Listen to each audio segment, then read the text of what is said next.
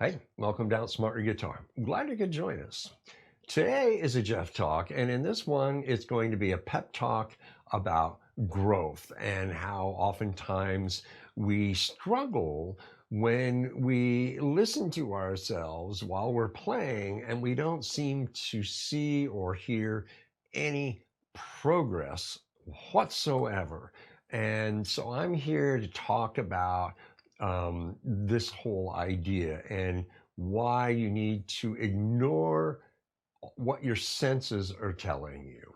Okay. And I'm going to give you things that you can do to help you understand um, how to gauge that you are, in fact, improving. And they're really good little tools. All right. So let's just get right to it. And be sure to like and subscribe to Outsmart Your Guitar along the way.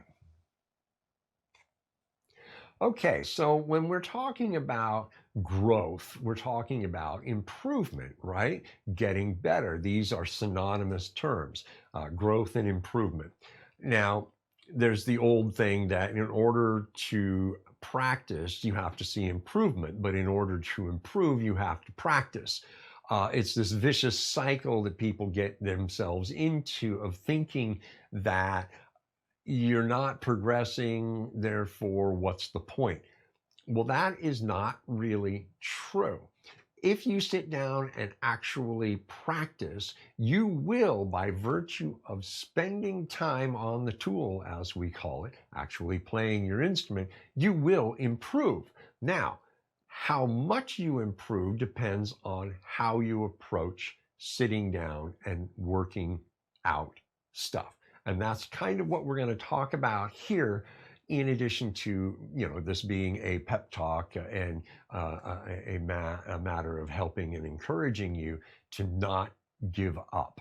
Okay, so I'm going to talk a little about these things right now. The first thing I want to talk about is the neglectful approach. All right, you have the guitar sitting in your room or the piano sitting there, and whatever instrument it is, and you pick it up and you play for 15 minutes, maybe at best. Basically, you kind of just piddle about. Maybe 5 minutes here, and then you come back to it in a couple hours and spend another 5, 10 minutes. It's not really a focused thing, and you're just trying to play something, a song perhaps that you like, and you're just not seeing any real progress. And the reason is because you only spend a few minutes at any given time playing the instrument. And I call this the neglectful approach because you're neglecting the very necessary thing required to help you improve and play the instrument at least passably well, right? And that is because you're only coming out to the instrument for 5 minutes, 10 minutes at a time, and you walk away. And then you spend hours or days before you pick it up again. And so your approach to learning is one of absolute neglect and not seeing or thinking or caring enough to actually sit down and work it out.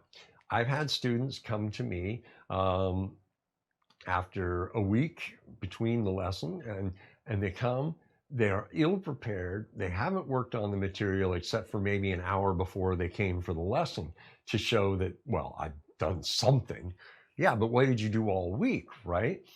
And it's very frustrating for me as a teacher because I can't sit here and, beat them over the head and say, you didn't practice. Why don't you just be honest about it?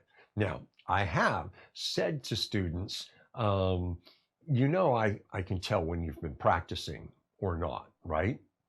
And they get a little sheepish. And I usually will say that to somebody who generally is working on their guitar or their piano lessons, but they seem to have lost a little bit of the momentum and the motivation.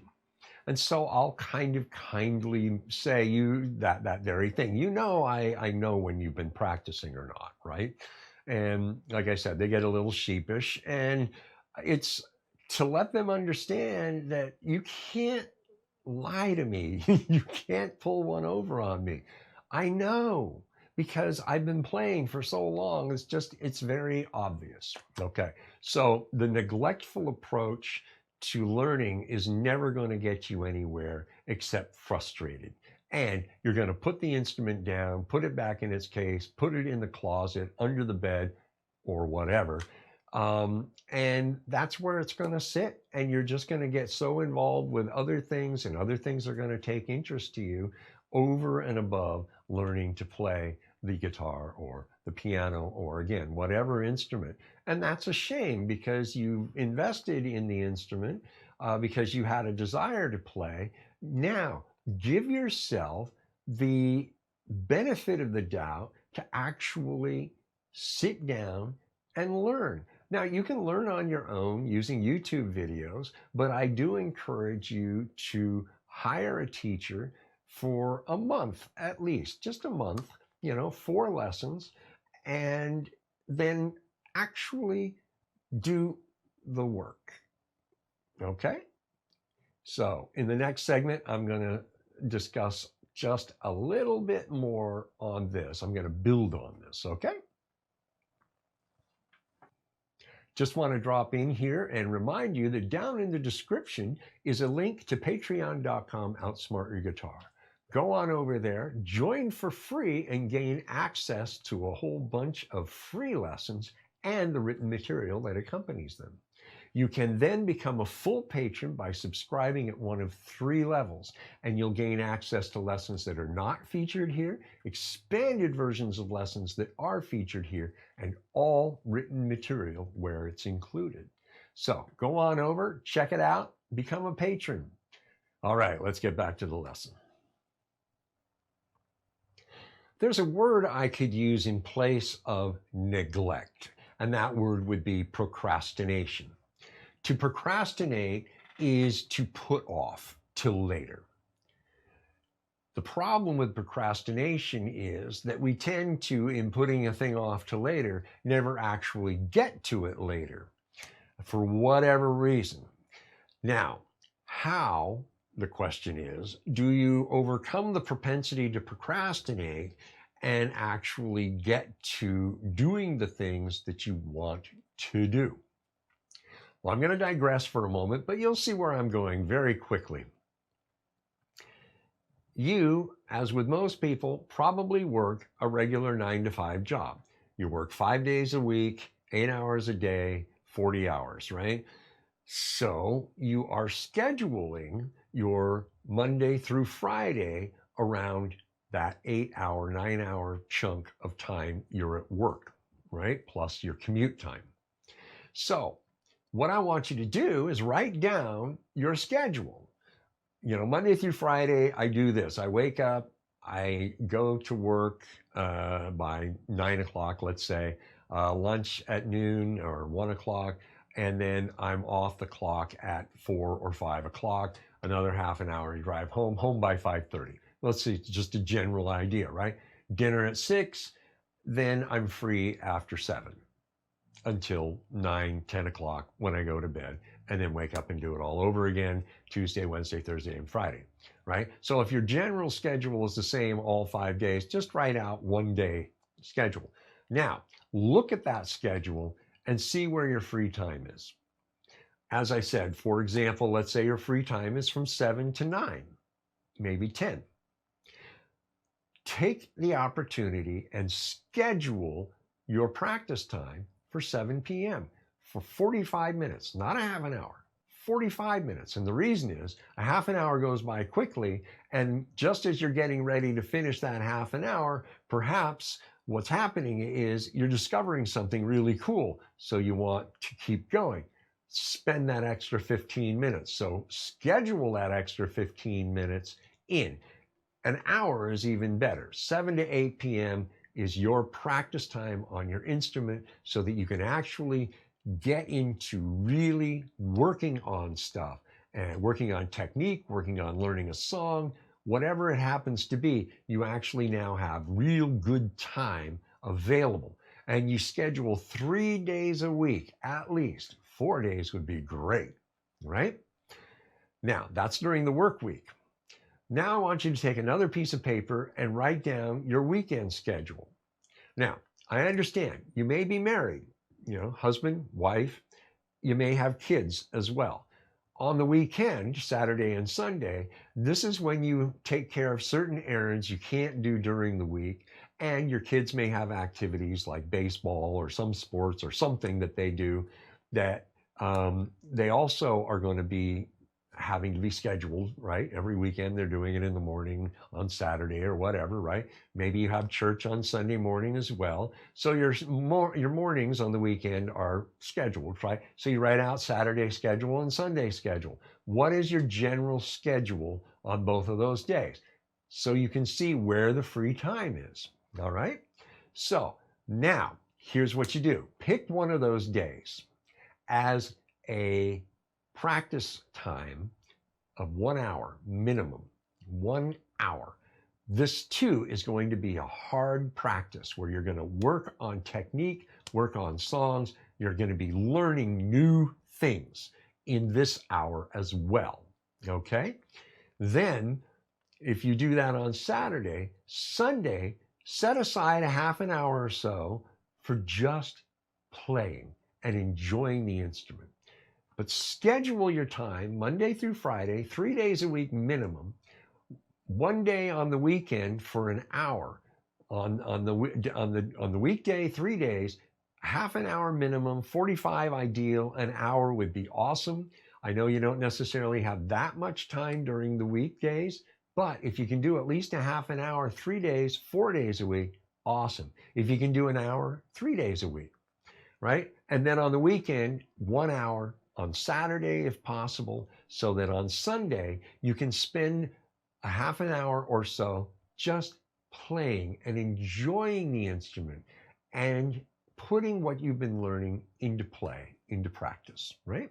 So that's what I want you to do first. Sit down, create a schedule, find your openings, schedule your practice time, actually schedule it, and let the family know from 7 p.m. to 7:30 at least, Monday through Wednesday or Monday, Tuesday, and Thursday, I am practicing and I'm not to be disturbed. This is the other important thing in practicing. Do not be disturbed. Take your cell phone, leave it in another room. Don't be in a room with a computer unless the computer is necessary to your practice time. Be alone with the instrument and physical written material, not virtual material sitting on a computer screen because you might be tempted to check your email. No, print out the physical material, turn off the computer, be in another room that the computer is not in, and really spend the time uninterrupted, undistracted, and focused. Okay? Now that you've got yourself working on a schedule, how do you gauge improvement? How do you actually hear improvement? Well, that's a good question, and I have an answer. You record yourself. You get a little device like this. This is a Tascam DR05. I am not an endorsee of Tascam products. This is a product I bought with my own money, and I'm using this as a recommendation. You can also get the Zoom product or Boss or anybody who makes this. But get yourself a little stereo recorder, and I'll talk about how you use this. So now, what you do is pick something like a scale or an arpeggio, and something very specific, and it can be a little bit complicated, and you record it on day one, say on October 1st. You sit down and you record the thing you're working on. Now, for the next 30 days, you include this specific thing in your practice schedule. And on October 30th, bring the recorder out again and play the very same thing you played on October 1st that you've been practicing for the month. Now, play them back to back, and you will hear a very real difference. If you did the work and actually practice the thing, you will hear real improvement. And this is important. You have to hear improvement in order to be encouraged and motivated to move forward. Recording your practice session is one such way to do this, because now you have a record that you can come back to 20, 30 days later. You can pick specific things to record, like maybe 20 minutes worth of stuff to record that you're going to practice over the next month, and then record that 20 minutes worth of stuff again on the 30th of the month and listen to them back to back, right? And you'll hear improvement. And that's the whole idea. To hear the improvement gives you the motivation and encouragement. Hey, I'm really getting this. And that's the point and why you want to get a thing like this. This was just $100 and I bought it brand new. Now they're a little more, but you can get them used for around 75 to $80, right? And maybe a refurbished one for around $80 or $90. Hey, go for it, all right? Now I want to talk about an approach that will actually help you see progress in the session itself. Not over a long period of time, but actually as you're learning the bits that you're working on. And we do that through a technique called breaking it down. This is an approach that I use myself and I teach my students. The object here is, because generally speaking, what we do is we start at the beginning of a tune and we just slog our way through until we hit the end. And we're like, oh my goodness, this is overwhelming, frustrating, even off-putting. And yeah, because you're trying to play the whole tune when you really don't know it. And there's techniques involved that maybe you're still very unsure about or absolutely have no knowledge of. So the approach and the technique that I employ is to break it down into bite-sized pieces. When you do this, you're not focused on the whole. You're focused on a tiny piece. So you start at the very beginning and you take the first few bars, say 4 bars, and you work out those 4 bars at a tempo where you can actually play it. Don't worry about the actual tempo. If the actual tempo is, say, 90 beats a minute, don't even try. Put it down to 60 beats a minute and start working it out. If you have to go even slower, that's okay. The object here is you're working out and training your fingers what they're supposed to do. If you're on guitar or piano, for example, you're training yourself, your hands, what they're supposed to be doing. And you're doing it 1 note at a time over 4 bars. And if 4 bars is too much, you can break it down to 2. All right? So now you play those 4 bars and you do it at a tempo where you can actually play it reasonably smooth and flowing. And once you've got it reasonably smooth, bring in the metronome at that tempo, say 50 beats a minute, and play it until you can play those 4 bars in time reasonably well. Then you take the next 4 bars and learn those separate, all by themselves. Do the same process with those 4 bars. Work it out, put it to a metronome until you can play it reasonably well. What you do next is take the first 4 bars and the second 4 bars, put them together and play all 8 bars to the metronome at that tempo, say 50 beats a minute, and play it smooth and flowing till you're playing all 8 bars beautifully well. Okay, now you have just learned to play 8 bars and you've seen yourself learn to play it well. Now this could take an hour, it could take 2 hours. The object here is time is irrelevant. It's about quality of execution. You're striving to play it properly first, and then at a tempo where you can actually execute it in time to a metronome and play it well. It's going to be slower than the 90 beats a minute the song actually is, but you can play it, and that's the idea. Then you take the next 4 bars, bars 9 through 12, right? And work on those. Get it smooth and flowing. Get it at the 50 beats a minute. And then attach it to the first 8 bars. Now play through all 12 bars with the metronome until you can play it smooth and flowing and relatively well without anything more than incidental errors, okay?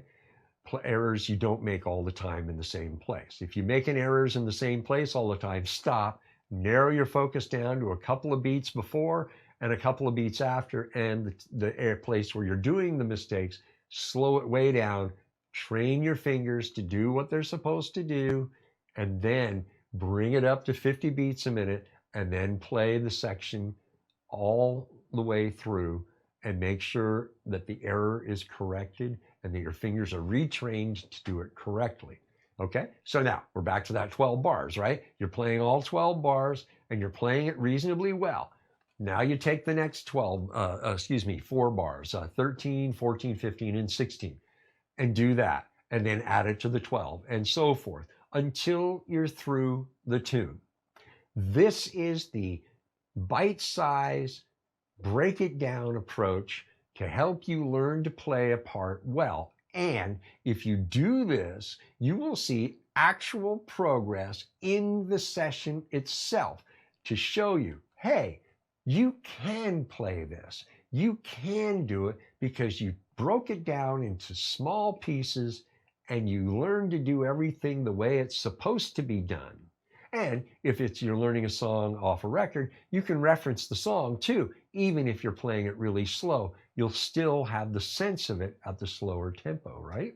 And that's the whole idea. I did this with a woman who came to me, her very first lesson. She brought this piece of sheet music and said, I'm really struggling with this. So I said, okay, play through it. And she played through it and was stumbling all over the place. This happened to be on the piano. And so what I did is I brought out this technique of breaking it down, and I had her slow down, and I had her play only the first 4 bars.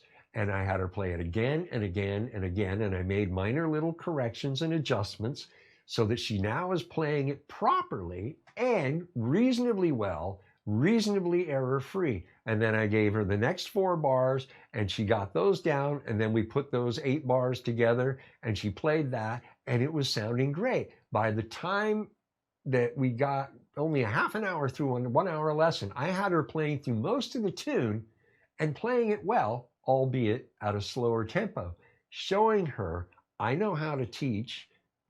So it validates her coming to me and coming for more lessons, of course. And I know how to help you learn and improve. I know the techniques you need to get yourself where you want to be. And so I share it with you. Break it down 2 to 4 beats at measures at a time. Get them down, put them to a metronome, and then you'll be learning it and playing it well.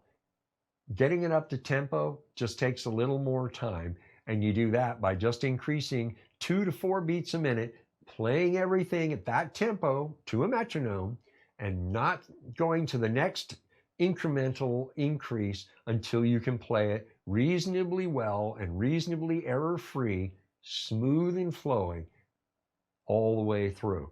Then you pick it up another 2 to 4 beats, stay there until you can play it reasonably well, reasonably error-free all the way through. Eventually, you're at 90 beats a minute, playing it at full tempo, sounding great.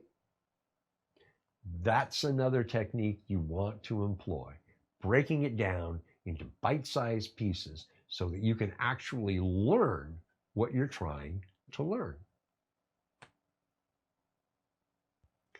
What I've strived to do here in this Geoff talk is to lay out a few approaches to help you overcome the obstacles that may be in the way and the impediments that keep you from moving forward, that are, discouraging you and frustrating you, because we want to remove the frustration and the discouragement, which are always things that dissuade us from doing anything, right? You want to learn to play this instrument that you're working on, whether a piano, guitar, drums, whatever. Having certain approaches and ideas on how to tackle things is important. I don't see this being taught by a lot of other teachers. It doesn't mean they don't. It's just in my experience, I haven't seen them teach these things openly and honestly. I offer them to you to help you gain the upper hand in your progress so that you can actually see the progress and know, hey, I can do this. I can actually play this because you've learned the important things you need to understand to be able to make that happen. And that's what this is all about, helping you become a better musician, a better piano player, a better guitar player, a better drummer, a better whatever, right? At the instrument. Thank you so much for spending the time here and letting me teach you the things I have to offer. I hope they're of great benefit to you. I encourage you, never quit because you can do this. Just invest in yourself, which is always a great investment and it's never a wasted effort. All right? So you take care and we'll see you down the road.